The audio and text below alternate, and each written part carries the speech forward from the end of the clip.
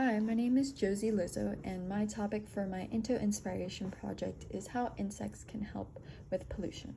I decided to pick this topic as pollution is a very relevant topic within our world today, and the amount of pollution affects us and many ecosystems negatively.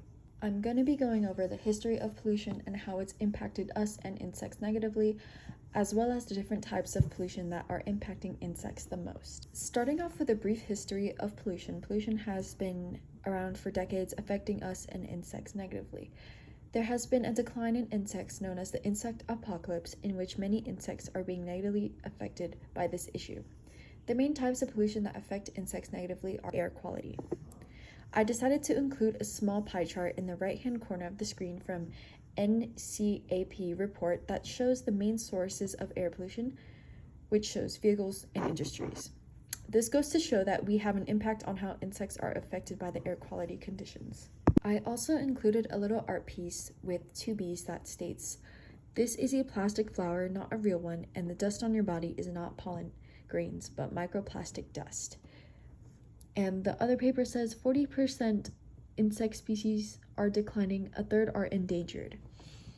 This shows that because of our harm on the environment with littering and pollution, our plants and crops are negatively affected, in which pollinators are not able to pollinate, hence their decrease to the pollution on the environment. In my presentation, I'm going to be going over how air pollution can affect pollinators, affect us, and possible solutions to protect and help insects with this issue. I'm also going to go over the topic of waste/plastic pollution and how not properly discarding waste can affect us, and a potential solution to limiting the amount of plastic waste. The main sources of air pollution comes from cars and burning fossil fuels. Our cars release gas that's harmful for not only us to breathe, but also makes it difficult for pollinators to see flowers. While the gas emitted from our cars are harmful, I wanted to bring up the topic of our cars in a physical aspect. I decided to include a picture of a car with a bunch of bug splatters on it just because many of us use vehicles to get around, but little do we know we are negatively affecting the amount of insects when we use our cars. One might say insects need to move, but if we think about it, we're in their territory. They're the ones trying to get by and do their job, and it's not very helpful if we're running them over. The burning of fossil fuels also negatively affects the air quality, releasing amounts of CO2 into the atmosphere. CO2 is not safe for us to breathe in, let alone helpful for insects to find and pollinate flowers. This can negatively affect the living conditions of different insects, causing insects not to have a home. Moving forward with my second choice of pollution that affects insects, plastic waste pollution. I feel that this subject can harm insects very much, as plastic waste can have a negative impact on their habitat, whether that be insects getting trapped in them or preventing them from being mobile to hunt successfully.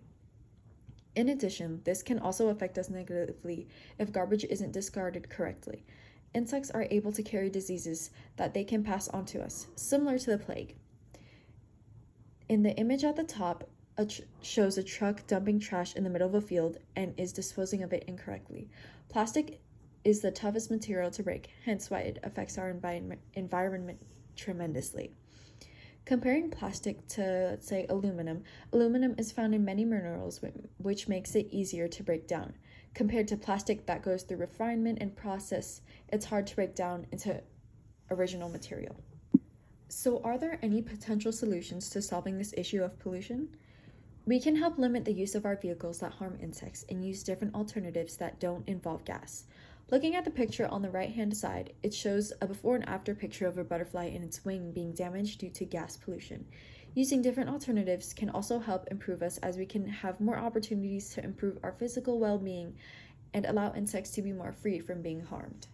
For waste pollution, we can do our part and practice recycling properly to help the decomposition process go smoother for each material. There has also been a recent study found that the saliva in mealworms can help with the process of breaking down plastic.